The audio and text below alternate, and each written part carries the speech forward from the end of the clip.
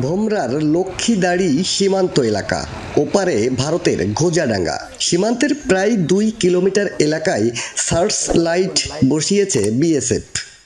এখানে ইন্ডিয়ান বিএসএফেরা সীমান্তের 0 পয়েন্টে লাইট লাগাইছে। গ্রামের এই মাথা থেকে ওই মাথা পর্যন্ত লাইট দিছে 20 থেকে 25 গজ অন্তর অন্তর। আমরা যে জায়গাটা পাবো 10 গজের মতো যে ইন্ডিয়ার ভেতরে পাবো, ওরা ওই যে পোস্টটা করিয়েছে ওই পোস্টটা সম্পূর্ণ বাংলাদেশের ভেতরে। স্থানীয়রা বলছেন, আগে কোনো সার্চ লাইট ছিল না সীমান্তে। গেল 5 আগস্টের পর ধাপে ধাপে তা বসানো হয়েছে, জ্বলছে সন্ধ্যা থেকে ভোর পর্যন্ত। হাসিনা তো লিখেছে যেখান থেকে 3-4 মাস হচ্ছে আনুমানিক, সেখান থেকে এই লাইটগুলো বসাইছে এবং ওরা হচ্ছে বিএসএফ মোতায়েন করেছে বেশি।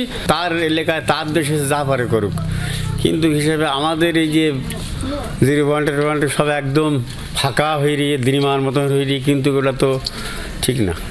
গেল 11 জানুয়ারি ধান রোপণে বিএসএফ বাধা দিয়েছে বলেও অভিযোগ করেছেন এক কৃষক। এ নিয়ে বিজিবি বিএসএফ ব্যাটালিয়ন পর্যায়ে বৈঠকেও মেলেনি সমাধান। জমিটা রোপণ করতে গিয়েছিলাম, তা বিএসএফ জমিটা রোপণ করতে দেয়নি। তো আমরা জিজ্ঞাসা করার পরে বললো যে আমাদের উপরে অর্ডার, রোপণ করা যাবে না।